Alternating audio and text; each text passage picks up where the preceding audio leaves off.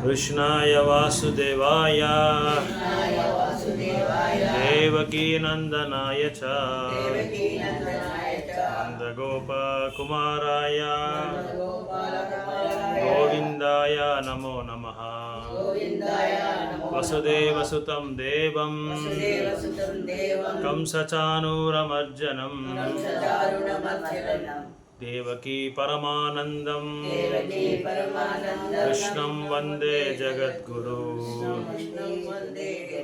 ಭಗವದ್ಗೀತಾ ಯಥಾರೂಪ ಅಧ್ಯಾಯ 6 ಧ್ಯಾನ ಯೋಗ ಶ್ಲೋಕ ನಂಬರ್ 1 ಒಂದನೇ ಶ್ಲೋಕ. ಶ್ರೀ ಭಗವಾನುವಾಚ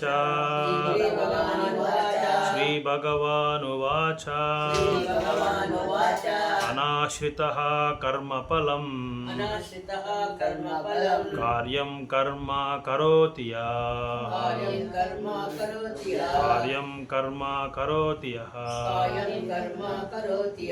ಸಾ ಸನ್ಯಾಸಿ ಚ ಯೋಗಿ ಚ ಸನ್ಯಾಸಿ ಚ ಸಾ ಸನ್ಯಾಸಿ ಚ ಯೋಗಿ ಚ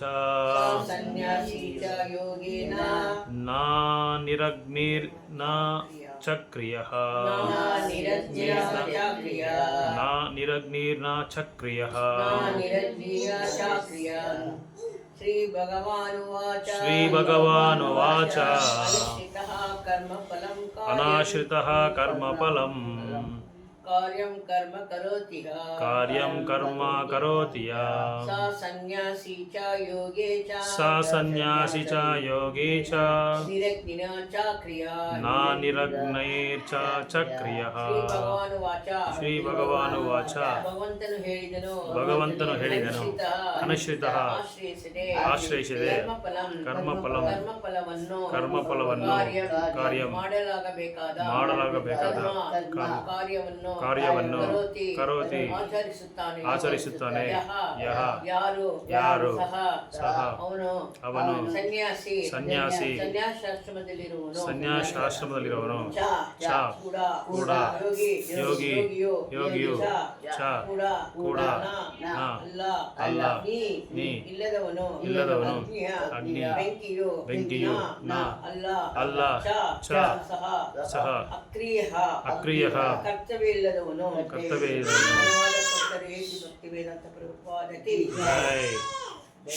ಪರಮಪುರುಷನು ಹೇಳಿದನು, ತನ್ನ ಕರ್ಮಫಲಕ್ಕೆ ಅಂಟಿಕೊಳ್ಳದೆ ತಾನು ಮಾಡಬೇಕಾದ ಕರ್ಮವನ್ನು ಮಾಡುವವನೇ ಸನ್ಯಾಸಿ. ಅವನೇ ನಿಜವಾದ ಅನುಭವಿ. ಅಗ್ನಿಯನ್ನು ಹೊತ್ತಿಸುವಂತೆ ಮತ್ತು ಕರ್ತವ್ಯವನ್ನು ಮಾಡುವರಿರುವುದಿಲ್ಲ. ಭಾವಾರ್ಥ: ಈ ಅಧ್ಯಾಯದಲ್ಲಿ ಅಷ್ಟಾಂಗ ಯೋಗ ಪದ್ಧತಿಯನ್ನು ಮನಸ್ಸನ್ನು ಇಂದ್ರಿಯಗಳನ್ನು ನಿಯಂತ್ರಿಸಲು ಒಂದು ಸಾಧನೆ ಎಂದು ಭಗವಂತನು ವಿವರಿಸುತ್ತಾನೆ. ಆದರೆ ಸಾಮಾನ್ಯ ಜನರಿಗೆ, ಅದರಲ್ಲಿ ಕಲಿಯುಗದಲ್ಲಿ ಅದನ್ನು ಅನುಷ್ಠಾನ ಮಾಡುವುದು ಬಹಳ ಕಷ್ಟ. ಅಷ್ಟಾಂಗ ಯೋಗ ಪದ್ಧತಿಯನ್ನು ಈ ಅಧ್ಯಾಯದಲ್ಲಿ ಶಿಫಾರಸು ಮಾಡಿದರು. ಕರ್ಮಯೋಗವು ಅಥವಾ ಕಷ್ಟ ಪ್ರಜ್ಞೆಯಲ್ಲಿ ಕರ್ಮ ಮಾಡುವುದು ಉತ್ತಮ ಎಂದು ಭಗವಂತನು ಒತ್ತಿ ಹೇಳುತ್ತಾನೆ. ಈ ಜಗತ್ತಿನಲ್ಲಿ ಪ್ರತಿಯೊಬ್ಬರು ತನ್ನ ಸಂಸಾರ ಮತ್ತು ಸಾಮಾನು ಸಾರಾಂಜು ಇವನ್ನು ಪೋಷಿಸಿಕೊಂಡು ಬರಲು ಕೆಲಸ ಮಾಡುತ್ತಾನೆ. ಕೇಂದ್ರೀಕೃತವಾದ ಅಥವಾ ವಿಸ್ತೃತವಾದ ಸ್ವಾರ್ಥ ಮತ್ತು ವೈಯಕ್ತಿಕ ಮೋಹ ಇಲ್ಲದೆ ಯಾರೂ ಕೆಲಸ ಮಾಡುವುದಿಲ್ಲ. ಫಲಪೇಕ್ಷೆಯಿಂದ ಕರ್ಮ ಮಾಡಿದೆ ಕೇವಲ ಕೃಷ್ಣ ಪ್ರಜ್ಞೆಯನ್ನು ಕರ್ಮನಿರತನಾಗಿರದೆ ಪರಿಪೂರ್ಣತೆ ಅಳತೆಗುವುದು ಎಲ್ಲರೂ ಸಹಜ ಸ್ಥಿತಿಯಲ್ಲಿ ಪರಮಪ್ರಭುವಿನ ವಿಭಿನ್ನ ಅಂಶಗಳು. ಆದ್ದರಿಂದ ಕೃಷ್ಣ ಪ್ರಜ್ಞೆ ಕರ್ಮ ಮಾಡುವುದು ಪ್ರತಿಯೊಬ್ಬ ಜೀವ ಕರ್ತವ್ಯ. ದೇಹದ ಭಾಗಗಳು ಇಡೀ ದೇಹದ ತೃಪ್ತಿಗಾಗಿ ಕೆಲಸ ಮಾಡುತ್ತವೆ. ದೇಹದ ಅಂಗಗಳು ಸ್ವಂತ ತೃಪ್ತಿಯ ಕೆಲಸ ಮಾಡುವುದಿಲ್ಲ. ಇಡೀ ದೇಹದ ತೃಪ್ತಿಗಾಗಿ ಕೆಲಸ ಮಾಡುತ್ತೇವೆ. ಹಾಗೆ ವೈಯಕ್ತಿಕ ತೃಪ್ತಿಗಾಗಿ ಅಲ್ಲದೆ ಪರಮ ಪುರುಷನಾಗಿ ದುಡಿಯುವ ಜೀವಿಗೆ ಪರಿಪೂರ್ಣವಾಗಿ ಸನ್ಯಾಸಿ ಪರಿಪೂರ್ಣ ಯೋಗಿ. ಕೆಲವೊಮ್ಮೆ ಸನ್ಯಾಸಿಗಳು ತಾವು ಎಲ್ಲ ಐಹಿಕ ಕರ್ತವ್ಯಗಳಿಂದಲೂ ಬಿಡುಗಡೆಯಾಗಿದ್ದೇವೆ ಎಂದು ಕೃತಕವಾಗಿ ಭಾವಿಸುತ್ತಾರೆ. ಅಗ್ನಿಹೋತ್ರ ಯಜ್ಞಗಳನ್ನು ಬಿಟ್ಟು ಬಿಡುತ್ತಾರೆ. ಆದರೆ ವಾಸ್ತವವಾಗಿ ಅವರ ಸ್ವಾರ್ಥಿಗಳು, ಏಕೆಂದರೆ ಅವರ ಗುರಿಯು ನಿರಾಕಾರ ಬ್ರಹ್ಮನೊಂದಿಗೆ ಒಂದಾಗುವುದು. ಇಂತಹ ಬಯಕೆಯು ಯಾವುದೇ ಐಹಿಕ ಬಯಕೆಗಿಂತ ದೊಡ್ಡದು. ಆದರೂ ಇದರ ಸ್ವಾರ್ಥಿ ಇಲ್ಲದೇ ಇಲ್ಲ. ಇದೇ ಈ ರೀತಿಯಲ್ಲಿ ಎಲ್ಲ ಐಹಿಕೆಗಳು ಕಾರ್ಯಗಳನ್ನು ನಿಲ್ಲಿಸಿ ಕಣ್ಣುಗಳನ್ನು ತೆರೆದು ಯೋಗಾಭ್ಯಾಸ ಮಾಡುವ ಹಠಯೋಗಿಯು ವ್ಯಕ್ತಿಗತವಾಗಿ ತೃಪ್ತಿಯನ್ನು ಬಯಸುತ್ತಾನೆ.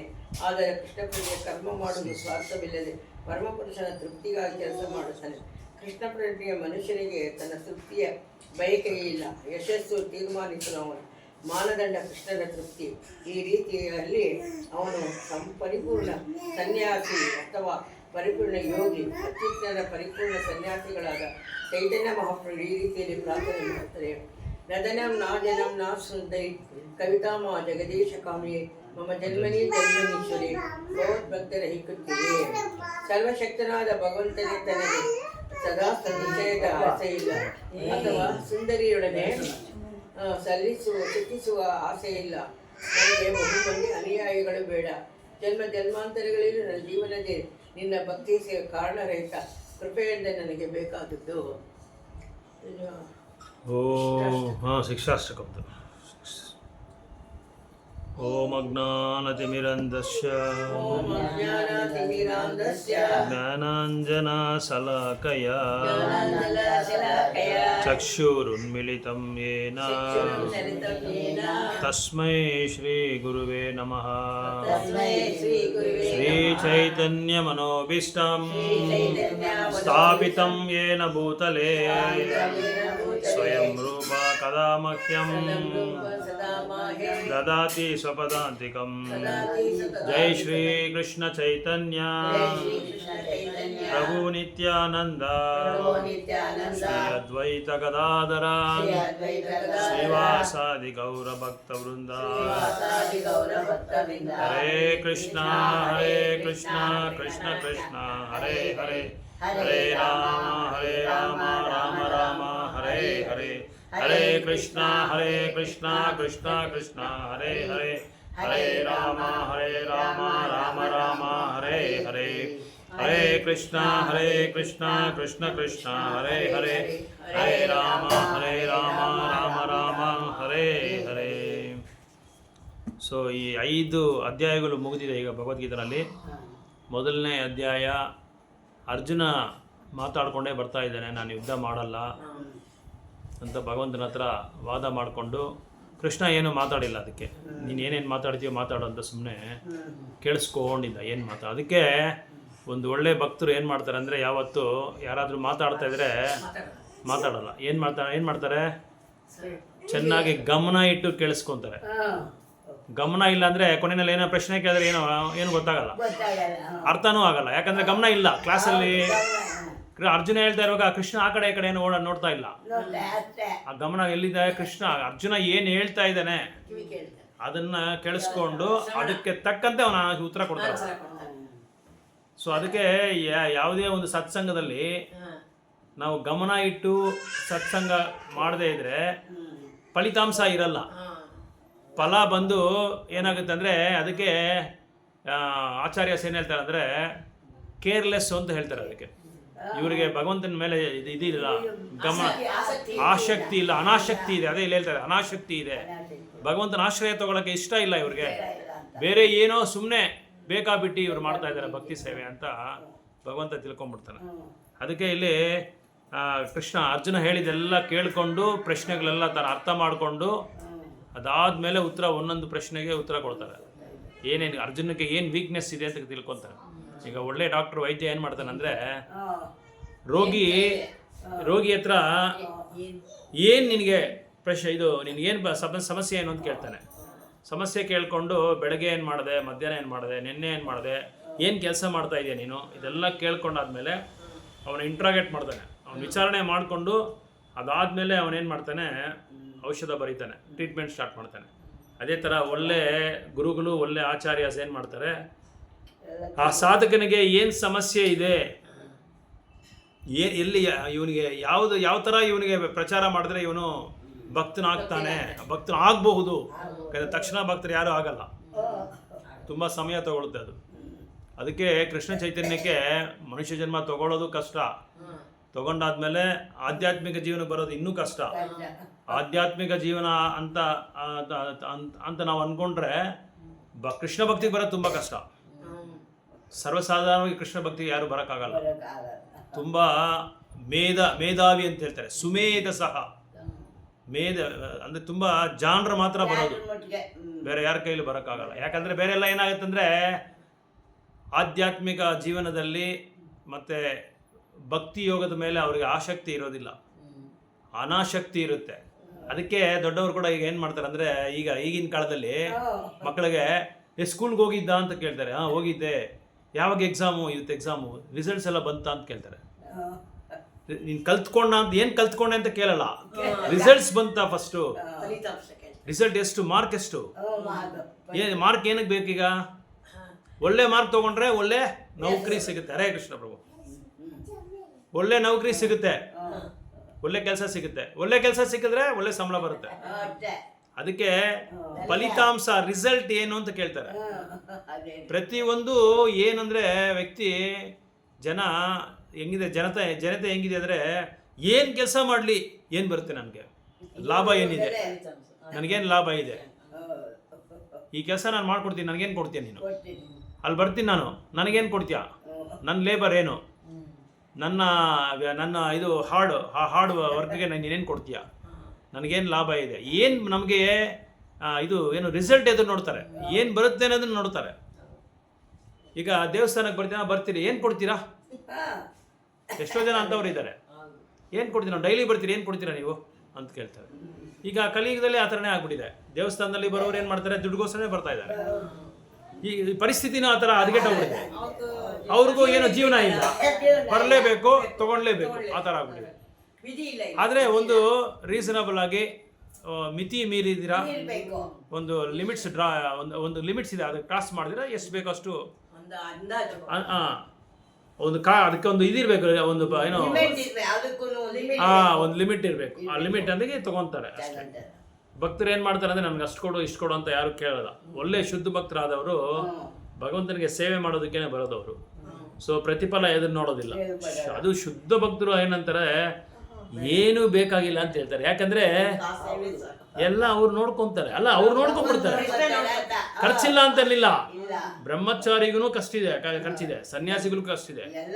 ಆದ್ರೆ ಆ ಖರ್ಚಿನ ಏನ್ ಮಾಡ್ತಾರೆ ಭಗವಂತ, ಇವ್ನು ನನಗೋಸ್ಕರ ಇವನು ಜೀವನನ ಮಡುಪಾಗಿ ಇಟ್ಕೊಂಡ್ಬಿಟ್ಟ, ಸಮರ್ಪಣೆ ಮಾಡ್ಬಿಟ್ಟಿದ್ರು ನನಗೆ, ಅದಕ್ಕೆ ನಾನೇನ್ ಮಾಡ್ತೀನಿ, ಅವರೇ ಭಗವಂತ ಏನ್ ಮಾಡ್ತಾರೆ, ಅವ್ನಿಗೆ ಏನೇನು ಖರ್ಚಿದೆಯೋ, ಯಾಕಂದ್ರೆ ಅವ್ನ ಖರ್ಚು ಯಾವುದು ಅವನಿಗೋಸ್ಕರ ಅವ್ನು ಮಾಡ್ಕೊಳ್ಳಲ್ಲ.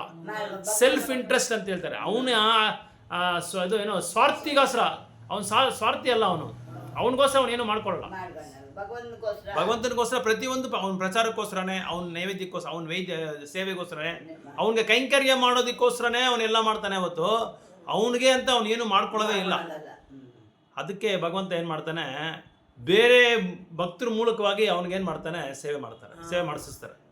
ಅದಕ್ಕೆ ಗೃಹಸ್ಥರು, ಮದುವೆ ಆಗಿರೋರು ಏನು ಮಾಡಬೇಕು, ಭಕ್ತರಾಗಿರೋರು ಅವ್ರ ಕರ್ತವ್ಯ ಏನು ಅಂದರೆ, ಸನ್ಯಾಸಿಗಳನ್ನ ಬ್ರಹ್ಮಚಾರಿಗಳನ್ನ ಅವ್ರು ಮೇಂಟೈನ್ ಮಾಡಬೇಕು. ಅವ್ರಿಗೇನು ಖರ್ಚಿದೆಯೋ ಅವರೇ ಮೇಂಟೈನ್ ಮಾಡಬೇಕು. ಈಗ ನಮ್ಮ ಸಂಸ್ಥೆನಲ್ಲಿ ಏನಾಗಿದೆ ಅಂದರೆ, ಈಗ ಈ ನಮ್ಮ ಗುರುಗಳು, ನಮ್ಮ ಗುರು ಮಹಾರಾಜ್ ಅವರೆಲ್ಲ ಏನು ಮಾಡ್ತಾರೆ ಅಂದರೆ, ಆ ಕಡೆ ಈ ಕಡೆ ಓಡಾಡ್ತಾನೆ ಇರ್ತಾರೆ, ಫ್ಲೈಟಲ್ಲಿ ಓಡಾಡ್ತಾರೆ. ಯಾಕಂದರೆ ಫ್ಲೈಟಲ್ಲಿ ಓಡಾಡಿದ್ರೆ, ಅದ್ರಲ್ಲಿ ಫ್ಲೈಟಲ್ಲಿ ಹೋಗದೆ ಇದ್ರೆ ಯಾವುದು ಕೆಲಸ ಆಗಲ್ಲ. ಫ್ಲೈಟಲ್ಲಿ ಹೋಗೇ ಕೆಲಸ ಆಗಲ್ಲ, ಇವಾಗ ಆ ಥರ ಆಗ್ಬಿಟ್ಟಿದೆ. ಅದಕ್ಕೆ ಏನು ಮಾಡ್ತಾರೆ, ಅದಕ್ಕೆಲ್ಲ ಯಾರು ಅದನ್ನು ದುಡ್ಡು ನೋಡ್ಕೊತಾರೆ, ಲಕ್ಷ್ಮಿ ಯಾರು ನೋಡ್ಕೊತಾರೆ ಅಂದರೆ, ಭಕ್ತರು ಆಗಿರೋರು ಏನು ಮಾಡ್ತಾರೆ, ಗೃಹಸ್ಥರು, ನಮ್ಮ ಗುರು ಮಹಾರಾಜ್ ಹೋದ್ರೆ ಒಂದು ಎಷ್ಟು ಸಾವಿರಾರು ಜನಕ್ಕೆ ಅಲ್ಲಿ ಪ್ರಚಾರ ಮಾಡ್ತಾರೆ. ಅವ್ರು ಹೋದ್ರೆ ಏನಾದರೂ, ಯಾಕಂದ್ರೆ ಒಂದು ಮಹಾರಾಜ್ ಹೋದ್ರೆ, ಒಂದು ವೈಷ್ಣವರು ಹೋದ್ರೆ, ಅವರು ಭಗವಂತನ ಸೇವೆಗೋಸ್ಕರನೇ ಅವ್ರು ಹೋಗೋದು, ಬೇರೆದಕ್ಕೋಸ್ಕರ ಅವ್ರು ಹೋಗಲ್ಲ. ಅವ್ರು ಸ್ವಂತಕ್ಕೋಸ್ಕರ, ಪ್ರಚಾರಕ್ಕೋಸ್ಕರ ಹೋಗ್ತಾರೆ. ಅದಕ್ಕೇನು ಮಾಡ್ತಾರೆ, ಅವ್ರಿಗೆ ಏನು ಬೇಕೋ ಅದನ್ನು ಭಗವಂತ ಅರೇಂಜ್ ಮಾಡ್ಕೊಟ್ಬಿಡ್ತಾನೆ. ಈಗ ಒಂದು ಬ್ರಹ್ಮಚಾರಿ ಬೆಳಗ್ಗೆ ಮಾತಾಡ್ದ ನನ್ನ ಹತ್ರ, ಅವನಿಗೆ ಈಗ ಮಾಯಾಪುರ್ಗೆ ಹೋಗ್ಬಿಟ್ಟು ಬರೋಕ್ಕೆ 10,000 ರೂಪಾಯಿ ಬೇಕು. ಸುಮ್ಮನೆ ಟ್ರೈನಲ್ಲಿ ಹೋಗೋಕ್ಕೆ 10,000 ರೂಪಾಯಿ ಬೇಕು. ಹೆಂಗಪ್ಪ ನೀನು ಹೆಂಗೆ ಹೋಗ್ತಾ ಇದೆಯಾ ಅಂತ ಸುಮ್ಮನೆ ಹಂಗೆ ಕೇಳಿದೆ. ಇಲ್ಲ ಪ್ರಭು, ಈ ಥರ ಯಾರೋ ಒಬ್ಬರು ಟಿಕೆಟ್ ನನಗೆ ಅರೇಂಜ್ ಮಾಡಿಕೊಟ್ರು. ಅವನು ಏನು ಮಾಡ್ತಾನೆ, ಪ್ರತಿದಿನ ಬುಕ್ಸ್ ಡಿಸ್ಟ್ರಿಬ್ಯೂಷನ್ ಮಾಡೋದು, ಭಗವಂತನ ಸೇವೆ ಮಾಡೋದು, ಪ್ರಚಾರ ಮಾಡೋದು ಕರ್ತವ್ಯ ಅಲ್ಲ, ಪ್ರೀತಿಯಿಂದ ಮಾಡೋದು. ಕರ್ತವ್ಯದಿಂದ ಮಾಡೋದು ಬಂದು ಏನಾಗುತ್ತೆ ಅಂದರೆ ದುಡ್ಡುಗೋಸ್ಕರ ಮಾಡೋದು. ಇವಾಗ ನಾವು ಏನಾದರೂ ಬೆಳಗ್ಗೆ ಎದ್ದು ಕೆಲಸಕ್ಕೆ ಹೋಗ್ತೀರಿ, ವ್ಯಾಪಾರ ಮಾಡ್ತೀರಿ ಅಂದ್ರೆ ಏನಕ್ಕೆ ಮಾಡ್ತೀರಿ, ನಮ್ಮ ಕರ್ತವ್ಯ ಅದು. ಕರ್ತವ್ಯ ನಾವು ಏನೋ ಅದರಿಂದ ಎದುರು ನೋಡ್ತಾ ಇದ್ದೀವಿ, ಅದ್ರ ಫಲ ಬೇಕು ನಮಗೆ. ಇಲ್ಲಿ ಭಕ್ತರಾದವರು, ವೈಷ್ಣವರು ಏನು ಮಾಡ್ತಾರೆ ಅಂದರೆ, ಅವ್ರಿಗೋಸ್ಕರ ಅವ್ರು ಹೋಗಲ್ಲ. ಭಗವಂತನ ಸಂದೇಶವನ್ನು ಪ್ರಜೆಗಳಿಗೆ ಪ್ರಚಾರ ಮಾಡೋದಕ್ಕೋಸ್ಕರ ಹೋಗೋದ್ರಿಂದ ಭಗವಂತ ಏನು ಮಾಡ್ತಾನೆ, ಅವನ್ನೆಲ್ಲ ಆಟೋಮೆಟಿಕ್ಕಾಗಿ ಅವನೇ ಅರೇಂಜ್ ಮಾಡ್ಕೊಂಡ್ಬಿಟ್ರೆ. ಅವ್ರು ಟಿಕೆಟ್ ಕೂಡ ಬುಕ್ ಮಾಡಿಲ್ಲ, ಅವರೇ ಬುಕ್ ಮಾಡ್ಕೊಂಡ್ಬಿಟ್ರೆ. ಇನ್ನೊಬ್ರು ಗೃಹಸ್ಥ ಇದ್ರು, ಅವರೇ ಪ್ರಭು ನಾನು ನಿನಗೆ ಬುಕ್ ಮಾಡ್ಕೊಂಡ್ಬಿಡ್ತೀನಿ, ನೀವು ಹೋಗ್ಬಿಟ್ಟು ಬಂದ್ಬಿಡಿ ಅಂತ ಹೇಳ್ಬಿಟ್ಟು ಅವ್ರು ಭಕ್ತಿ ಶಾಸ್ತ್ರಿ ಮುಗಿಸ್ತಾರೆ, ಭಕ್ತಿ ವೈಭವ ಎಕ್ಸಾಮ್ಸ್ ಎಲ್ಲ ಬರೆದು ಎಲ್ಲ ಪಾಸ್ ಆಗಿ ಅದಕ್ಕೆ ಸರ್ಟಿಫಿಕೇಟ್ ತೊಗೊಳಕ್ಕೆ ಹೋಗ್ತಾ ಇದ್ದಾರೆ ನೋಡ್ರೆ? ನೋಡಿ ಗುರು ಮಹಾರಾಜ್ ಹತ್ರ. ಮಾರೆ. ಅದಕ್ಕೆ ಭಗವಂತ ಅರೇಂಜ್ ಮಾಡ್ಕೊಟ್ಬಿಟ್ರು. ಸೊ ಅವ್ರಿಗೆ ಇಂಥ ಸ್ವಾರ್ಥಿಗಳಿಗೆ ಭಗವಂತ ಏನು ಇದು ಸೌಕರ್ಯ ಮಾಡ್ಕೊಡಲ್ಲ. ಸ್ವಾರ್ಥಿಗಳಿಗೆ, ಅಸ್ವಾರ್ಥಿಗಳಿಗೆ ಏನು ಮಾಡ್ತಾರೆ ಭಗವಂತ ಏನೋ ಒಂದು ಅವ್ರಿಗೆ ಅರೇಂಜ್ ಮಾಡ್ಕೊಟ್ಬಿಡ್ತಾರೆ. ಯಾಕಂದರೆ ಭಗವಂತನಿಗೆ ಗೊತ್ತು ಇವರು ನನಗೋಸ್ಕರನೇ ಇವರು ತನ್ನ ಜೀವನನೆಲ್ಲ ಸಮರ್ಪಣೆ ಮಾಡಿಬಿಟ್ಟಿದ್ದಾರೆ, ಅಂಕಿತ ಮಾಡಿಬಿಟ್ಟಿದ್ದಾರೆ, ಡೆಡಿಕೇಟ್ ಮಾಡಿಬಿಟ್ಟಿದ್ದಾರೆ. ಅದಕ್ಕೆ ಭಗವಂತ ಏನು ಮಾಡ್ತಾನೆ, ಅವ್ರಿಗೇನು ಬೇಕೋ ಅದೆಲ್ಲ ರೆಡಿ ಮಾಡಿಕೊಟ್ಬಿಡ್ತಾರೆ. ಸೊ ಅದೇ ಇಲ್ಲಿ ಹೇಳ್ತಾ ಇದ್ದಾರೆ, supreme personality of god side one who is, ಇದು ಹೆಸರು ಏನಂದ್ರೆ ಅಧ್ಯಾಯ ಹೆಸರು ಧ್ಯಾನ ಯೋಗ. ಧ್ಯಾನ ಈಗ ಕಲಿಯುಗದಲ್ಲಿ ತುಂಬ ಫೇಮಸ್ ಇದು. ಎಲ್ಲಿ ನೋಡಿದ್ರೂ ಯೋಗ ಕ್ಲಾಸಸ್ಸು, ಧ್ಯಾನ ಕೂತ್ಕೊಂಡು ಧ್ಯಾನ ಮಾಡ್ಕೊಂಡಿರೋದು. ಇಲ್ಲಿಂದ ದೊಡ್ಡ ದೊಡ್ಡ ದೇವಸ್ಥಾನಗಳಿಗೆ ಹೋಗ್ಬಿಟ್ಟು ಅಲ್ಲಿ ಕೂತ್ಕೊಂಡು ಧ್ಯಾನ ಕೂತ್ಕೊಂಡಿರೋದು ಹಿಂಗೆ. ಆದರೆ ಪ್ರಭುಪಾದರು ಇಲ್ಲಿ ಹೇಳ್ತಾ ಇದ್ದಾರೆ ಭಾವಾರ್ಥದಲ್ಲಿ, ಧ್ಯಾನ ಮೂಲಕವಾಗಿ ಭಗವಂತನ ಹತ್ರ ಹೋಗೋಕ್ಕಾಗಲ್ಲ. ಆಲ್ರೆಡಿ ಕೃಷ್ಣ ಹೇಳಿದ್ದಾನೆ ಭಾಗವತಮಲ್ಲಿ, ವ್ಯಾಸ ಮಹರ್ಷಿ ಬರೆದಿದ್ದಾರೆ. ಏನಂತ ಬರೆದಿದ್ದಾರೆ, ಕೃತಯೇ ಧ್ಯಾಯತೋ ವಿಷ್ಣು ತ್ರೇತಾಯಾಮ್ ಯಜತೋ ಮಕೈ ದ್ವಾಪರೇ ಪರಿಚರ್ಯಾಯಂ ಕಲಿ ತತ್ ಸಂಕೀರ್ತನಂ. ಕಲಿಯುಗದಲ್ಲಿ ಸಂಕೀರ್ತನ ಮಾತ್ರನೇ ಭಗವಂತನ, ಸಂಕೀರ್ತನ ಮಾತ್ರನೇ ಒಂದೇ ದಾರಿ, ಬೇರೆ ದಾರಿ ಇಲ್ಲ. ಇಲ್ಲಿ ಧ್ಯಾನ ಮೂಲಕವಾಗಿ ಭಗವಂತನ ಹತ್ರ ಹೋಗೋಕ್ಕಾಗಲ್ಲ. ಆದರೆ ಜನಗಳೇನು ಮಾಡ್ತಾರೆ, ಧ್ಯಾನದಲ್ಲಿ ಹೋಗ್ಬೋದು ಅಂತ ಧ್ಯಾನ ಮಾಡಿಕೊಂಡು ಕಾಲ ಕಳ್ಕೊಂಡು ಟೈಮು ವೇಸ್ಟ್ ಮಾಡಿಕೊಂಡು ಶಕ್ತಿನೂ ವೇಸ್ಟ್ ಮಾಡಿಕೊಂಡು ದುಡ್ಡು ವೇಸ್ಟ್ ಮಾಡ್ಕೊತಾ ಇದ್ದಾರೆ. ಯೋಗಕ್ಕೆಲ್ಲ ಸುಮ್ಮನೆ ಅಲ್ಲ, ದುಡ್ಡು ಕೊಡಬೇಕು, ಇಷ್ಟು ತಿಂಗಳಿಗೆ ಇಷ್ಟು ದುಡ್ಡು ಅಂತ. ಅದಕ್ಕೆ ಆ ಕೋರ್ಸ್ ಮುಗಿದ್ರೆ ಇಷ್ಟು ದುಡ್ಡು ಕೊಡಬೇಕು ಅವ್ರಿಗೆ. ಫಾರಿನ್ ಕಂಟ್ರೀಸಿಂದ ಅವರೆಲ್ಲ ಕಳೀತಾ ಇದ್ದಾರೆ ಧ್ಯಾನ ಮಾಡಬೇಕು ಅಂತ. ಯಾಕಂದರೆ ಧ್ಯಾನ ಮಾಡ್ಕೋಬೋದು, ನಾವು ಆರೋಗ್ಯಕ್ಕೋಸ್ಕರ ಮಾಡ್ಕೋಬೋದು, ತೊಂದರೆ ಇಲ್ಲ. ಆದರೆ ಭಗವಂತನ ಇದೇ ದಾರಿ ಅಲ್ಲ, ಭಗವಂತನಿಗೆ ಈ ಧ್ಯಾನ ಮೂಲಕವಾಗಿ ಹೋಗೋಣ ಅಂತ ಪ್ರಯತ್ನ ಮಾಡೋರಿಗೆ ವಿಫಲ ಆಗುತ್ತೆ, ಸಕ್ಸಸ್ ಆಗಲ್ಲ. ಅದಕ್ಕೆ ಭಗವಂತನ ನಾಮ ಹೇಳ್ತಾ ಇದ್ರೆ ಜೋರಾಗಿ ಅದರಲ್ಲಿ ಯೋಗ ಪ್ರಾಕ್ಟೀಸ್ ಮಾಡ್ಕೋಬೇಕು. ಚೆನ್ನಾಗಿ ಕರೆಕ್ಟಾಗಿ ಉಚ್ಚಾರಣೆ ಇಟ್ಕೊಂಡು ಅಲ್ಲಿ ಇಲ್ಲಿ ಗಮನ ಕೊಡ್ತೀರಾ, ಭಗವಂತನ ನಾಮ ಕೇಳಿಕೊಂಡು ನಾವು ಕರೆಕ್ಟಾಗಿ ಮಾಡಿಬಿಟ್ರೆ ಮೊಬೈಲ್ ಪಕ್ಕದಲ್ಲಿ ಇಟ್ಕೋಬಾರ್ದು. ಯಾಕಂದ್ರೆ ಎಲ್ರಿಗೂ ಪ್ರಾಬ್ಲಮ್ ಇದೆ ಮೊಬೈಲಿಂದ. 99% ಎಲ್ರಿಗೂ ಪ್ರಾಬ್ಲಮ್ ಇದೆ. ಭಕ್ತರಿಗೆ ಹೇಳ್ತಾರೆ ನಾನು, ಬೇರೆಯವ್ರು ಬಿಟ್ಬಿಡಿ, ಅವ್ರಿಗೆ ಇದ್ದೇ ಇರುತ್ತೆ. ಎಲ್ರಿಗೂ ಭಕ್ತರಿಗೆ ಆ ಪ್ರಾಬ್ಲಮ್ ಇದೆ ಮೊಬೈಲಿಂದ. ಯಾಕೆ ಇಲ್ಲ, ಮೊಬೈಲ್ ಇದ್ರೆ ಇರೋಕ್ಕಾಗಲ್ಲ. ಈಗ ಎಮರ್ಜೆನ್ಸಿ ಬೇಕು, ಏನಾದರೂ ಒಬ್ರು ಕಾಲ್ ಮಾಡ್ತಾರೆ, ಯಾರೋ ಕಾಲ್ ಮಾಡ್ತಾರೆ, ಭಕ್ತಿಗೂ ಬೇಕು, ಭಕ್ತಿ ಸೇವೆ ಮಾಡೋಕ್ಕೂ ಅದು ಬೇಕೇ ಬೇಕು. ಅದಕ್ಕೆ ಏನು ಹೇಳ್ತಾರೆ ಅಂದರೆ, ಭಕ್ತರು ಚೆನ್ನಾಗಿ ಅನುಭವ ಪಟ್ಟಿರೋ ಭಕ್ತರು ಏನು ಮಾಡ್ತಾರೆ, ಆದಷ್ಟು ಅದನ್ನ ಅವಾಯ್ಡ್ ಮಾಡ್ಕೊಳ್ಳಿ, ದೇವ್ರಿಗೋಸ್ಕರ ಬಳಸ್ಕೊಳ್ಳಿ. ಆ ದೇವ್ರಿಗೆ ಅಂತ ಹೇಳ್ಬಿಟ್ಟು ಅದನ್ನೇ ನೀವು ನೋಡ್ಕೊಂಡಿದ್ರೂ ನಮ್ಮ ಸಾಧನ ಹೊರಟೋಗ್ಬಿಡುತ್ತೆ. ಭಕ್ತಿ ಮಾಡೋಕ್ಕೆ ದಾರಿ ಕೊಡಲ್ಲ ಅದು. ಅದ್ರ ಒಳಗಡೆ ಹೋಗ್ಬಿಟ್ರೆ, ಮೊಬೈಲಲ್ಲಿ ಆನ್ ಮಾಡಿಬಿಟ್ರೆ ಆಚೆ ಬರೋದು ಕಷ್ಟನೇ, ಹೊರಗಡೆ ಬರೋದೇ ಕಷ್ಟನೇ. ಮಾಯಾಲೋಕ ಒಡೆ ಹೋದಂಗೆ ಅದು. ಮಾಯಾಲೋಕ ಒಡೆ ಹೋಗ್ಬಿಟ್ರೆ ಹೆಂಗೆ ಬರೋಕ್ಕಾಗಲ್ಲ. ಈಗ ಈ ಮ್ಯಾಜಿಕ್ ಮಾಡ್ತಾನಲ್ಲ, ಅವನೇನು ಮಾಡ್ತಾನೆ, ಹುಡುಗನೆಲ್ಲ ಕೂರಿಸ್ಕೊಂಡು ಅದಕ್ಕೆ ಟಿಕೆಟ್ಸ್ ಕೊಡ್ತಾರೆ. ಒಂದು ಟಿಕೆಟ್ 1500, ದೊಡ್ಡ ಸಿಟಿನಲ್ಲಿ ಮ್ಯಾಜಿಕ್ ಮಾಸ್ಟರ್ ಬಂದಿದ್ದಾನೆ ಅಂತ ಹೇಳ್ಬಿಟ್ಟು. ಈಗ ಏನು ಮಾಡಿದರೆ, ಈ ಮಕ್ಕಳಿಗೆ ಈ ಬರ್ತ್ಡೇ ಮಾಡ್ತಾರೆ, ಅದಕ್ಕೆಲ್ಲ ಅವ್ರನ್ನ ಕರೆಸ್ಬಿಡ್ತಾರೆ. ಈಗ ಅವ್ರನ್ನ ಕರೆಸ್ಬಿಟ್ಟು ಅವನು ಅದರಲ್ಲಿ ಸಂಪಾದಿಸ್ತಾನೆ. ಒಂದು ಬರ್ತ್ಡೇಗೆ 25,000, 50,000, ಲಕ್ಷ ರೂಪಾಯಿ ಆ ಥರ ಸಂಪಾದಿಸ್ತಾನೆ ಅವರು. ಹೊಸದಾಗಿ ಅದೆಲ್ಲ ಬಂದಿದೆ ಈಗ. ಮಕ್ಕಳಿಗೆ ಬರ್ತ್ಡೇ ಮಾಡ್ಬಿಟ್ಟು ದೊಡ್ಡ ಹಿರಿಯ ಶ್ರೀಮಂತರು ಚೆನ್ನಾಗಿ ದುಡ್ಡಿರೋರು ಏನು ಮಾಡ್ತಾರೆ, ಮಗುಗೆ ಚೆನ್ನಾಗಿ ಮಾಡಬೇಕು ಬರ್ತ್ಡೇ ಎಲ್ಲ ದೊಡ್ಡ ಫಂಕ್ಷನ್ ಥರ ಮಾಡ್ತಾರೆ. ಅದನ್ನು ಎಲ್ಲರನ್ನೂ ಕರೆದು ಎಲ್ಲ ಮಕ್ಳು ಬರ್ತಾರಲ್ಲ, ಆ ಮಕ್ಳಿಗೆ ತಕ್ಕಂತೆ ಆಟ ಆಡಿಸೋದು, ಗೇಮ್ ಆಡಿಸೋದು, ಆಮೇಲೆ ಅವ್ನು ಮ್ಯಾಜಿಕ್ ಮಾಡೋದು, ಇದೆಲ್ಲ ಮಾಡ್ತಾರೆ. ಮಕ್ಕಳಿಗೆ ಖುಷಿ ಆಗ್ತೈತೆ, ಅವನಿಗೂ ದುಡ್ಡು ಇದು ವರಮಾನ ಬರುತ್ತೆ, ಅವನಿಗೂ ವರಮಾನ, ಮ್ಯಾಜಿಕ್ ಮಾಸ್ಟರ್ಗೆ ವರಮಾನ ಬರುತ್ತೆ. ಈ ಥರ ಎಲ್ಲ ಮಾಡ್ತಾ ಇದ್ದಾರೆ. ಸೊ ಇದೆಲ್ಲ ಏನಾಗುತ್ತೆ ಅಂದರೆ, ಮಕ್ಕಳಿಗೆ ಆಧ್ಯಾತ್ಮಿಕ ಸೇವೆಯನ್ನು ಬಿಟ್ಟು ದಾರಿ ತಪ್ಪಿಸ್ತಾ ಇದ್ದಾರೆ. ಬೇರೆ ದಾರಿ ಇದು ಮಾಯಾ ಏನು ಮಾಡ್ತಾ ಇದೆ, ಇಂಥವನ್ನೆಲ್ಲ ಕಲಿಸಿ ಮಕ್ಕಳಿಗೆ ತಪ್ಪಿನ ದಾರಿನೇ ತೋರಿಸ್ತಾ ಇದ್ದಾರೆ, ಸರಿಯಾದ ದಾರಿ ತೋರಿಸ್ತಾ ಇಲ್ಲ. ಅದಕ್ಕೆ ಮಕ್ಕಳಿಗೆ ಏನು ಮಾಡಬೇಕಂದ್ರೆ, ಚಿಕ್ಕ ವಯಸ್ಸಿನಲ್ಲೇ ಭಗವಂತನ ಹತ್ರ ಕರ್ಕೊಂಡು ಹೋಗ್ಬೇಕು. ದೇವಸ್ಥಾನ ಕರ್ಕೊಂಡು ಹೋಗೋದು, ದೇವ್ರ ಬಗ್ಗೆ ಹೇಳೋದು, ದೇವ್ರದ್ದು ಅಲ್ಲಲ್ಲ ಇದು ಏನೋ ಶಂಕು ಚಕ್ರ ಗದಾಪಾದ ಇದೆಲ್ಲ ತೋರಿಸ್ಬೇಕು.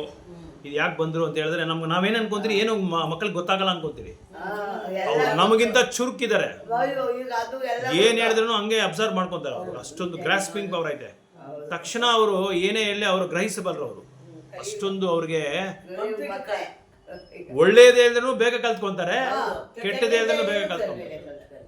ಅದಕ್ಕೆ ಭಗವದ್ಗೀತಾ ಅಂತ ಹೇಳೋದು. ಮೊನ್ನೆ ಒಂದು ವಿಡಿಯೋ ನೋಡಿದೆ, 8 ವರ್ಷ ಹುಡುಗಿಗೆ, ದೊಡ್ಡ ಫಾರಿನ್ನರ್ಗೆ ಭಗವದ್ಗೀತಾ ಉಪದೇಶ ಮಾಡ್ತಾ ಇದ್ದಾನೆ. ಯಾಕೆ ಭಾಗವತ ಪ್ರಭು ಹೇಳ್ತಾರಲ್ಲ, ಇಷ್ಟೇ ಇರೋದವರು ಏನು 8 ವರ್ಷ ಇರ್ಬೋದು ಅಷ್ಟೇ, ಏನೇನಿಲ್ಲ.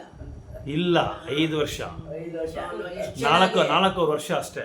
ಎಷ್ಟು ಚೆನ್ನಾಗಿ ಆ ಥರ ಶ್ಲೋಕಗಳೇ ಹೇಳ್ತಾರೆ ಅವರು. ಅದೇ ಆ ಥರ ಮಕ್ಕಳನ್ನ ಬೆಳೆಸ್ಬೇಕು. ಅವ್ರ ತಾಯಿ ತಂದೆ ಯಾಕೆ ಗೊತ್ತಾ, ಹಂಗೆ ಅವರು ಸ್ಕೂಲ್ ಕಳ್ಸಿಲ್ಲ, ಗುರುಕುಲಲ್ಲಿ ಅವರು ಕಲ್ತ್ಕೊಂಡಿರೋದು, ಗುರುಕುಲಲ್ಲಿ ಕಲ್ತ್ಕೊಂಡಿರೋದು. ಅದಕ್ಕೆ ಅವರು ಅಷ್ಟು ಸ್ಕೂಲ್ ಅನ್ನೋದನ್ನ ತಂಗಿ ಅನ್ಕೊಂತೀನಿ, ತಂಗಿನ ತಮ್ಮನ. ಸೊ ಅದಕ್ಕೆ ಚಿಕ್ಕ ವಯಸ್ಸಲ್ಲೇ ಆ ಥರ ಬೆಳೆಸ್ಬೇಕು. ಅವ್ರು ವೃಂದಾವನಲ್ಲಿ ಇರೋದವರು. ಈಗ ಅವನಿಗೆ 1000 ಜನ, ಅವ್ನ ವಿಡಿಯೋ ನೋಡೋ 1000 ಜನ ಅವನಿಗೆ ಸಬ್ಸ್ಕ್ರೈಬರ್ಸು. ಕ್ಲಾಸ್ ಆ ಥರ ರೆಡಿ ಮಾಡಿದ್ದಾರೆ, ಆ ಥರ ಅವನ್ನ ಟ್ರೈನಿಂಗ್ ಕೊಟ್ಟಿದ್ದಾರೆ, ಆ ಥರ ಒಂದು ವಾತಾವರಣ ಅವನಿಗೆ ಸೃಷ್ಟಿ ಮಾಡ್ತಾರೆ.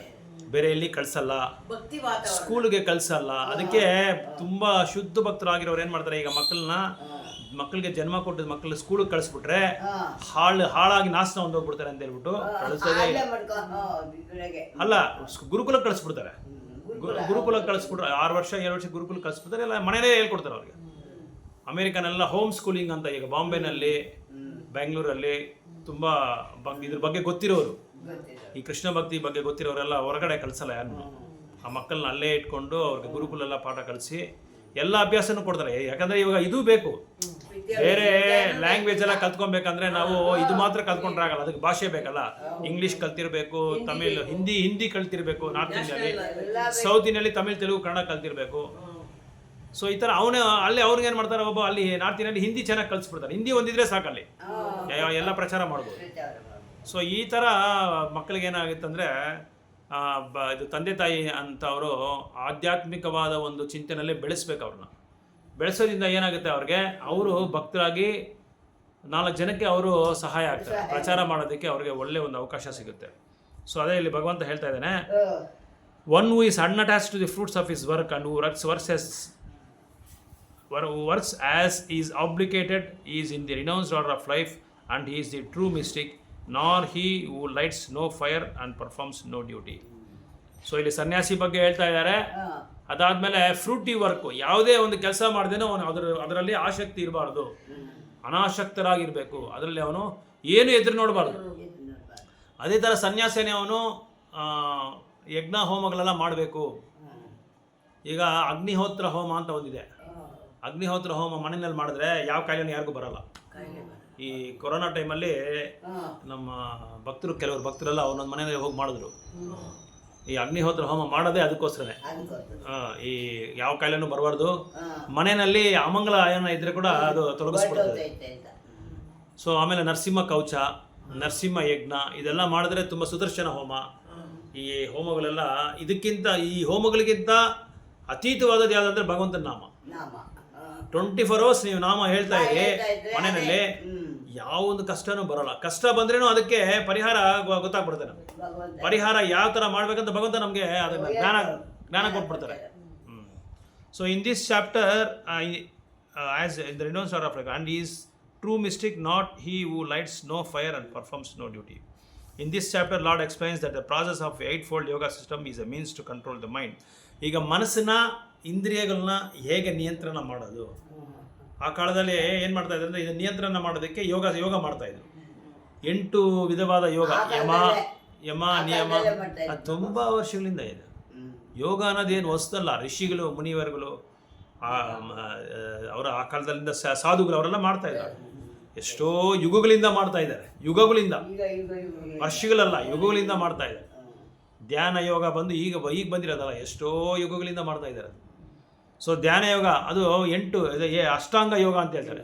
8 ಸ್ಟೆಪ್ಸ್ ಇರುತ್ತೆ ಅದಕ್ಕೆ. ಯಮ ನಿಯಮ ಆಸನ ಆ ಥರ ಸಮಾಧಿವರೆಗೂ ಹೋಗುತ್ತೆ. ಆ 8 ಇದು ಏನಕ್ಕೆ ಮಾಡೋದು ಅಂದರೆ ಈ ಇಂದ್ರಿಯಗಳನ್ನ ಮತ್ತು ಮನಸ್ಸನ್ನ ಕಂಟ್ರೋಲ್ ಮಾಡೋದಕ್ಕೆ. ಯಾಕಂದರೆ ಮನಸ್ಸನ್ನ ಕಂಟ್ರೋಲ್ ಮಾಡೋಕ್ಕಾಗಲ್ಲ. ಅದನ್ನು ಕಂಟ್ರೋಲ್ ಮಾಡಬೇಕು. ಅದು ಹೆಂಗೆಂದರೆ ಭಾಗವತಮಲ್ಲಿ ಏನು ಹೇಳ್ತಾರೆ ಅಂದರೆ, ಮಂಗನಿಗೆ ಒಂದೇ ಕಡೆ ಅವ್ನು ಕೂತ್ಕೊಳ್ಳಲ್ಲ. ಮಂಗ ಏನು ಮಾಡ್ತದೆ, ಮಂಗ ಒಂದು ಮರದಿಂದ ಇನ್ನೊಂದು ಮರಕ್ಕೆ, ಇನ್ನೊಂದು ಮರದಿಂದ ಇನ್ನೊಂದು ಮರಕ್ಕೆ ಎಗರ್ತಾ ಇರುತ್ತೆ. ಆ ಮಂಗನಿಗೆ ಹೋಲಿಸ್ತಾರೆ ನಮ್ಮ ಮನಸ್ಸನ್ನ. ಅದೇ ಮಂಗನಿಗೆ ಸ್ವಲ್ಪ ಏನಾದ್ರು ಎಂಡ ಸಾರ ಏನಾದ್ರು ಕುಡಿಸ್ಬಿಟ್ರೆ ಹೆಂಗಿರುತ್ತೆ? ಮೊದಲೇ ಪದಟ ಚಂಚಲ, ಅದಕ್ಕೆ ಇದೇನಾದ್ರೂ ಕುಡಿಸ್ಬಿಟ್ರೆ ಏನಾಗುತ್ತೆ? ಇನ್ನೂ ಚಂಚಲ, ಇನ್ನೂ ಜಾಸ್ತಿ ಆಗುತ್ತೆ, ಕಂಟ್ರೋಲ್ ಮಾಡೋಕ್ಕಾಗಲ್ಲ. ಅಂಥದ್ದು ಈ ಮನಸ್ಸು ಅಂತ ಹೇಳ್ತಾ ಇದ್ದಾರೆ. ಈ ಮನಸ್ಸು ಅಂತ ಅದು. ಸೊ ಮನಸ್ಸನ್ನ ನಿಯಂತ್ರಣ ಮಾಡಬೇಕಂದ್ರೆ ಧ್ಯಾನ ಮಾಡು ಅಂತ ಭಗವಂತ ಹೇಳ್ತಾ ಇದ್ದಾರೆ. ಆದರೆ ಪ್ರಭುಪಾದಿನ ಹೇಳ್ತಾ ಇದ್ದಾರೆ, ಕಲಿಯುಗದಲ್ಲಿ ಆ ಧ್ಯಾನ ಮಾರ್ಗ ಸರಿ ಹೋಗಲ್ಲ, ಹೊಂದಾಣಿಕೆ ಆಗಲ್ಲ. ಕಲಿಯುಗದಲ್ಲಿ ನಾಮ ಸಂಕೀರ್ತನ ಮಾತ್ರ ಮಾಡಿ.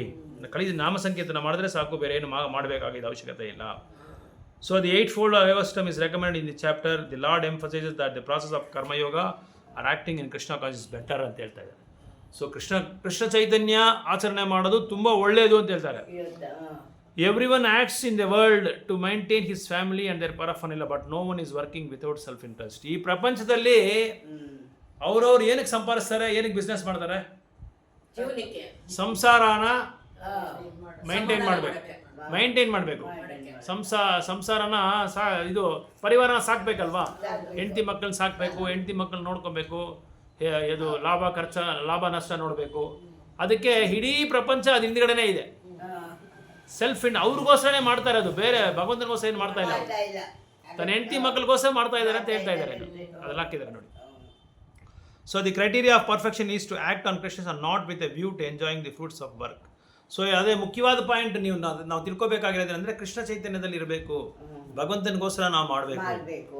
ಹಂಗಂತ ಪ್ರಶ್ನೆ ಬರ್ಬೋದು, ಏನು ಪ್ರಭು ಹಂಗಂದ್ರೆ ಎಲ್ಲ ಬಿಟ್ಬಿಟ್ಟು ಕೂತ್ಕೊಂಡ್ಬಿಡೋಣ ಭಗವಂತನ ಹತ್ರ, ಭಗವಂತ ನಮಗೆಲ್ಲ ಸಪ್ಲೈ ಮಾಡ್ತಾನ, ಅಕ್ಕಿ ಕೊಡ್ತಾನ, ಎಣ್ಣೆ ಕೊಡ್ತಾನ, ನಮಗೆ ಬೇಳೆ ಕೊಡ್ತಾನ, ತರಕಾರಿ ಕೊಡ್ತಾನ, ಎಲ್ಲ ಕೊಡ್ತಾನ ಅಂತ ಅವನೇ ಕೊಡ್ತಾ ಇರೋದು. ಯಾರು ಕೊಡ್ತಾ ಇದ್ದಾರೆ? ಈ ಪಂಚಭೂತಗಳಿಲ್ಲ ಅಂದ್ರೆ ಏನು ಬರಲ್ವಲ್ಲ, ಅದರಿಂದನೇ ಎಲ್ಲ ಬರ್ತಾ ಇರೋದು. ಸೊ ಅದ್ರ ಪಂಚಭೂತಗಳಿಂದ ಅದು ಬಂದು ಯಾವ ಕಂಪ್ನಿನಲ್ಲೂ ಯಾವ ಫ್ಯಾಕ್ಟ್ರಿಯಲ್ಲಿ ತಯಾರು ಮಾಡಲ್ಲ, ಅವ್ನು ಕೊಟ್ಟನೆ. ಈಗ ಮಳೆ ಬಂದ್ರೆ ನೀರು ಬಂದ್ರೆ ಬೆಳೆ ಬಂದ್ರೆ ಧಾನ್ಯ ಕಾಯಿ ಎಲ್ಲ ತರಕಾರಿ ಎಲ್ಲ ಅದೇ. ಅನ್ನಾದ್ ಭವಂತಿ ಭೂತಾನಿ ಪರ್ಜನ್ಯೋ ಅನ್ನ ಸಂಭವ, ಯಜ್ಞಾತ್ ಭವತಿ ಪರ್ಜನ್ಯೋ ಯಜ್ಞ ಕರ್ಮ ಸಮುದ್ಭವ. ಎಲ್ಲರೂ ಅನ್ನದ ಮೇಲೆ ಆಧಾರ ಪಟ್ಟವ್ರೆ. ಅನ್ನ ಬೇಕು ಅಂದ್ರೆ ನಾವು ಏನ್ ಮಾಡ್ಬೇಕು? ಹೋಗಿ ಇದು ಸ್ವಿಚಿಂಗ್ ಆನ್ ಮಾಡಿದ್ರೆ ಅನ್ನ ಬಂದ್ಬಿಡುತ್ತೆ ಚಕ್ ಅಂತ. ಈ ಕಾಫಿ ಮೇಕರ್ ಇದೆ ನೋಡಿ, ಹಿಂಗ ಆನ್ ಮಾಡಿದ್ರೆ ಕಾಫಿ ಹಿಂಗ್ ಬಂದ್ಬಿಡುತ್ತೆ, ಹಿಂಗ ಆನ್ ಮಾಡಿದ್ರೆ ರೈಸ್ ಬಂದ್ಬಿಡುತ್ತೆ, ಹಿಂಗ ಆನ್ ಮಾಡಿದ್ರೆ ಚಪಾತಿನೂ ಬಂದ್ಬಿಡುತ್ತೆ. ಇವಾಗ ಚಪಾತಿಗೆ ಮಿಷಿನ್ ಇದೆ, ಎಲ್ಲದಕ್ಕೂ ಮಿಷಿನ್ ಬಂದ್ಬಿಡುತ್ತೆ. ಈಗ ನೀರ್ ಬೇಕಲ್ಲ, ಆ ಮಿಷಿನ್ ತಗೊಂಬಂದು ಇಟ್ಕೊಳಕ್ ಭೂಮಿ ಬೇಕಲ್ಲ. ಆಮೇಲೆ ಮಿಷನ್, ಅದಕ್ಕೆ ಆಕಾಶ ಬೇಕು, ಭೂಮಿ ಬೇಕು, ಆಮೇಲೆ ನೀರು ಬೇಕು, ಗಾಳಿ ಬೇಕು, ಬೆಳಕು ಬೇಕು. ಇದೆಲ್ಲ ಯಾರು? ಸೂರ್ಯ ಚಂದ್ರ ಕೊಡ್ತಾನೆ. ಸೂರ್ಯ ಚಂದ್ರ ಯಾರು? ಭಗವಂತನಿಗೆ ಎರಡು ನೇತ್ರಗಳು. ಸೊ ನಾನಿಲ್ಲ ಅಂದ್ರೆ ಏನು ಮಾಡೋಕ್ಕಾಗಲ್ಲ ಅಂತ ಹೇಳಿ ಅದಕ್ಕೆ ಅಂತ ಎಲ್ಲ ಸುಮ್ಮನೆ ಕೂತ್ಕೊಂಡ್ಬಿಟ್ರೆ ಬಂದ್ಬಿಡುತ್ತಾ ಅಂತ ಪ್ರಶ್ನೆ ಬರುತ್ತೆ. ನಾವು ಹಿಂಗ್ ಕೂತ್ಕೊಂಡ್ರೆ ಕೃಷ್ಣ ಎಲ್ಲ ಕೊಡಕ್ಕಾಗಲ್ಲ. ಕೃಷ್ಣ ಎಷ್ಟು ನಮ್ಗೆ ಬೇಕೋ ಅಷ್ಟು ನಾವು ಸಂಪಾದಿಸ್ಕೋಬೇಕು. ಉಳಿದಿದ್ದ ಟೈಮನ್ನ ಭಗವಂತನಿಗೋಸ್ಕರ ಸೇವೆ ಮಾಡಬೇಕು. 8 ಗಂಟೆ ಕಾಲ ಅಷ್ಟೇ, ಅದಕ್ಕೆ ಮೇಲೆ ನಾವು ಇದು ಮಾಡಬಹುದು. ಯಾಕೆ ಆ ಥರ ಹೇಳಿದಾರೆ ಅಂದರೆ, 8 ಗಂಟೆ ಮೇಲೆ ನಾವು ಅತೀತವಾಗಿ ಮಾಡಿದ್ರೆ ನಮ್ಮ ಆರೋಗ್ಯ ಕೆಟ್ಟೋಗುತ್ತೆ. 58 ವರ್ಷ ನಾವು ವರ್ಕ್ ಮಾಡೋದು, 30 ವರ್ಷದಲ್ಲೇ ನಮ್ಗೆ ಏನಾದರೂ ಕಾಯಿಲೆ ಬಂದ್ಬಿಡುತ್ತೆ. ಸೊ 58 ವರ್ಷ ವರ್ಕ್ ಮಾಡೋಕ್ಕಾಗಲ್ಲ. ಅದಕ್ಕೆ ಓವರ್ ಟೈಮ್ ಮಾಡೋದು, OT ಮಾಡೋದೆಲ್ಲ ತುಂಬ ತಪ್ಪು. ಅದು ಮಾಡೋದ್ರಿಂದ ಏನಾಗುತ್ತೆ, ಈಗ ಚೆನ್ನಾಗಿರುತ್ತೆ, ರಕ್ತ ಬಿಸಿ ಇರುತ್ತೆ ಮಾಡ್ಬಿಡ್ತೀವಿ. ಅದೇನಾಗುತ್ತೆ, ನಿದ್ದೆ ಕಡಿಮೆ ಆಗ್ತಾ ನರಗಳೆಲ್ಲ ವೀಕ್ ಆಗ್ಬಿಡುತ್ತೆ. ನರ ವೀಕ್ ಆಗಿ ಏನಾಗುತ್ತೆ, ಕಣ್ಣು ಮಂಜಾಗ್ಬಿಡುತ್ತೆ, ಮೂಳೆಗಳೆಲ್ಲ ಇದು ಸ್ವಾಧೀನ ಕಡಿಮೆ ಆಗ್ಬಿಡುತ್ತೆ. ಸೊ ಅದಕ್ಕೆ ಮಾಡಬೇಕು, ಯಾಕಂದ್ರೆ ವಯಸ್ಸಿರುವಾಗ ಮಾಡಬೇಕು, ಬೇರೆ ಟೈಮಲ್ಲಿ ಮಾಡೋಕ್ಕಾಗಲ್ಲ. ಈಗ ಅದು ಒಂದು ಶ್ಲೋಕನೇ ಇದೆ, ಅದಕ್ಕೆ 1 ವರ್ಷದಲ್ಲಿ 4 ತಿಂಗಳು 5 ತಿಂಗಳು ಮಾತ್ರ ಸಂಪಾದನೆ ಮಾಡೋಕ್ಕಾಗೋದು. ಮಿಕ್ಕಿದೆಲ್ಲ ಏನಾಗುತ್ತೆ, ಬರೀ ಮಳೆಗಾಲ. 3 ತಿಂಗಳು 4 ತಿಂಗಳು ಇರ್ತಲ್ಲ ಮಳೆಗಾಲ, 3-4 ತಿಂಗಳು ನಾವೇನು ಸಂಪಾದಿಸೋಕ್ಕಾಗಲ್ಲ. ಅದಕ್ಕೆ ಈ ಬಿಸಿಲು ಕಾಲದಲ್ಲಿ ನಾವು ಸಂಪಾದಿಸಿಟ್ಕೊಂಡ್ಬಿಡ್ಬೇಕು. ಅದೇ ಥರನೇ 50 ವರ್ಷದೊಳಗೆ ಏನು ಬೇಕೋ ಅದು ಸಂಪಾದಿಸಿಟ್ಕೊಂಡ್ಬಿಡ್ಬೇಕು. ಅದಕ್ಕೆ ಮೇಲೆ ನಮ್ಮ ಕೈ ಸಂಪಾದಿಸೋಕ್ಕಾಗಲ್ಲ. ಅದೇ ಸಂಪಾದಿಸಿರೋದ್ರಲ್ಲಿ ಏನಾಗುತ್ತೆ ಅಂದರೆ ಹೋಗ್ತಾ ಇರುತ್ತೆ. ಡಾಕ್ಟರ್ಗೆ, ಮೆಡಿಕಲ್ ಸ್ಟೋರ್ಗೆ, ಎಕ್ಸ್ರೇಗಳಿಗೆ, MRIಗಳಿಗೆ ಇದಕ್ಕೆಲ್ಲ ಹೋಗ್ತಾ ಇರುತ್ತೆ. ಅದೇ ಈಗ ಪ್ರಪಂಚ ಏನಾಗಿದೆ ಅಂದರೆ, ತನಗೋಸ್ಕರ, ಭಗವಂತನಿಗೋಸ್ಕರ ಯಾರು ಏನು ಮಾಡಲ್ಲ, ಎಲ್ಲ ತನಗೋಸ್ಕರನೇ. ತನಗೇನು ಬೇಕು ತನ್ನ ಸಂಸಾರನ ತನ್ನ ಪರಿವಾರನ ನೋಡ್ಕೊಳ್ಳೋಕ್ಕೆ ಇದೆಲ್ಲ ಮಾಡ್ತಾ ಇದ್ದಾರೆ. ಆದರೆ ನನಗೋಸ್ಕರ ಮಾಡು ಅಂತ ಹೇಳ್ತಾ ಇದ್ದಾರೆ ಭಗವಂತ. To act in Krishna consciousness is the duty of every living entity because all are constitutional. ಯಾಕೆ ನನಗೋಸ್ಕರ ಮಾಡಬೇಕಂದ್ರೆ ನೀವೆಲ್ಲ ನನ್ನ ಅಂಗಾಂಶಗಳು ಅಂತ ಹೇಳ್ತಾ ಇದ್ದಾರೆ. ಅವ್ರು ಭಗವಂತ ಕೇಳಿರ್ತಾರೆ. ನನಗೆ ಸಂಬಂಧ ನನ್ನ ಮಕ್ಕಳು ನೀವು ಅಂತ ಹೇಳ್ತಾ ಇದ್ದಾರೆ, ನನ್ನ ಅಂಶ ನೀವು ಅಂತ ಹೇಳ್ತಾ ಇದ್ದಾರೆ ಭಗವಂತ. ಅದಕ್ಕೆ ನೀವು ನನಗೆ ಮಾಡಬೇಕು ಅಂತ ಹೇಳ್ತಾ ಇದ್ದಾರೆ. So the limbs of the body do not act for self free satisfaction but for the satisfaction of the complete whole. So ನಾವೆಲ್ಲ ಭಗವಂತನ ಅಂಶ ಅಷ್ಟೇ. ಈಗ ಭಗವಂತ ಸಂಪೂರ್ಣ, ನಾವು ಆ ಸಂಪೂರ್ಣದಲ್ಲಿ ಒಂದೇ ಒಂದು ನಾವು ಅಣು ಆತ್ಮ, ಭಗವಂತ ಪರಮಾತ್ಮ ಅಂತ ಹೇಳ್ತಾ ಇದ್ದಾರೆ. Similarly, the living entity who acts for satisfaction of the supreme whole and not for the person's satisfaction is a perfect sannyasi. ನಿಜವಾದ ಸನ್ಯಾಸಿ ಯಾರು ಅಂತ ಕೇಳ್ತಾರೆ. ನಿಜವಾದ ಸನ್ಯಾಸಿಗಳೇನೆಂದರೆ ಅವನಿಗೋಸ್ಕರ ಯಾವುದು ಮಾಡ್ಕೊಂಡಿರ ಎಲ್ಲ ಭಗವಂತನಿಗೋಸ್ಕರ, ಭಗವಂತನ ಸಂತೃಪ್ತಿ ಮಾಡೋದಕ್ಕೆ, ಭಗವಂತನ ಸಂತೋಷ ಮಾಡೋದಕ್ಕೆ ಮಾಡ್ತಾನೆ, ಅವನೇ ನಿಜವಾದ ಸನ್ಯಾಸಿ ಅಂತ ಹೇಳ್ತಾರೆ. ಹಾಂ, ಕರೆಕ್ಟ್. ದಿ ಸನ್ಯಾಸಿ sometimes artificially think that they have become liberated from all material duties and therefore they cease no perform. ಕೆಲವು ಸನ್ಯಾಸಿಗಳು ಏನು ಮಾಡ್ಕೊತಾರೆ ಅಂದರೆ ಇದು ಏನೋದು ಈ ಫೇಕ್ ಸನ್ಯಾಸಿಗಳು, ಡೂಪ್ಲಿಕೇಟ್ ಸನ್ಯಾಸಿಗಳು, ಅವರು ನಕಲಿ ಸನ್ಯಾಸಿಗಳು ಏನು ಮಾಡ್ತಾರೆ, ನಾನು ಭಗವಂತನ ಇದು ಅವತಾರ, ನನಗೆ ಈ ಮಂತ್ರ ಗೊತ್ತು, ನನಗೆ ಆ ಮಂತ್ರ ಗೊತ್ತು, ಆದರೆ ಏನು ಮಾಡಲ್ಲ, ಸುಮ್ಮನೆ ಹೆಸರಿಗೆ ಭಗವಂತನ ನೆಪ ಇಟ್ಕೊಂಡು ದುಡ್ಡು ಸಂಪಾದಿಸೋದು, ಅವನಿಗೋಸ್ಕರ ದುಡ್ಡು ಸಂಪಾದಿಸೋದು. ಏನು ಯಜ್ಞ ಮಾಡಲ್ಲ, ಏನು ಹೋಮ ಮಾಡಲ್ಲ, ಭಗವಂತ ನಾಮ ಹೇಳಲ್ಲ, ಭಗವಂತನ ಬಗ್ಗೆ ಪ್ರಚಾರ ಮಾಡಲ್ಲ, ಏನೂ ಮಾಡಲ್ಲ. ಮಾಡಿಸ್ಕೊಂಡಿರೋದು ಜನರನ್ನ ಅವನಿಗೋಸ್ಕರ ಮಾಡ್ಕೊಳ್ಳೋದು. ಅವನಿಗೆ ಹೆಸರು ಬೇಕು, ಕೀರ್ತಿ ಬೇಕು, ಕೀರ್ತಿ ಬೇಕು, ದುಡ್ಡು ಬೇಕು. So but actually they are self interest because their goal is to become one with impersonal. ಅವ್ರಿಗೇನಂದರೆ ಭಗವಂತನ ಹತ್ರ ಒಂದಾಗಬೇಕು, ಭಗವಂತನ ಹತ್ರ ಹೊಂದಾಣಿಕೆ ಆಗಬೇಕು, ಭಗವಂತನ ಹತ್ರ ಸೇರ್ಕೊಂಡ್ಬಿಡ್ಬೇಕು. ಸೊ ಅದನ್ನೇ ಬ್ರಹ್ಮಜ್ಯೋತಿ ಅಂತ ಹೇಳ್ತಾರೆ. ಅದಕ್ಕೆ ಬ್ರಹ್ಮಜ್ಯೋತಿ. Such desire is greater than any material desire, but it is not without self-interest. Similarly, the mystic yogi who practices the yoga system with open eyes, ceasing all material activities, desires some satisfaction for his personal self. So ಕೆಲವರು ಭಕ್ತಿ ಮಾಡ್ತಾರೆ, ಆದರೆ ಭಕ್ತಿ ಮಾಡಿದ್ರೆ ಏನು ಮಾಡ್ತಾರೆ, ಭಗವಂತನ ಜೊತೆ ನಾವು ಹೊಂದಾಣಿಕೆ ಆಗ್ಬಿಡ್ಬೇಕು, ಅವ್ರ ಜೊತೆ ಸೇರ್ಕೊಂಡ್ಬಿಡ್ಬೇಕು. ಅದು ಒಂದು ಏನಂದರೆ ತನಗೇನೋ ಒಂದು ಇದು ಆಸೆ ಇದೆ, ಆ ಆಸೆ ನೆರವೇರ್ಸೋಕ್ಕೋಸ್ಕರ ನೆರವೇರಿಸ್ಕೋಬೇಕು, ಅವನ ಆಸೆ ನೆರವೇರಿಸ್ಕೋಬೇಕು. ಬಟ್ ಎ ಪರ್ಸನ್ ಅದ್ರ ಕೃಷ್ಣ ಭಕ್ತಿನಲ್ಲಿರೋ ನಾವು ಏನು ಮಾಡ್ತಾನೆ, ಯಾವುದು ತನಗೋಸ್ಕರ ಮಾಡ್ಕೊಳ್ಳಲ್ಲ, ಎಲ್ಲ ಭಗವಂತನಿಗೋಸ್ಕರನೇ ಮಾಡ್ತಾನೆ ಅಂತ ಹೇಳ್ತಾ ಇದ್ದಾರೆ.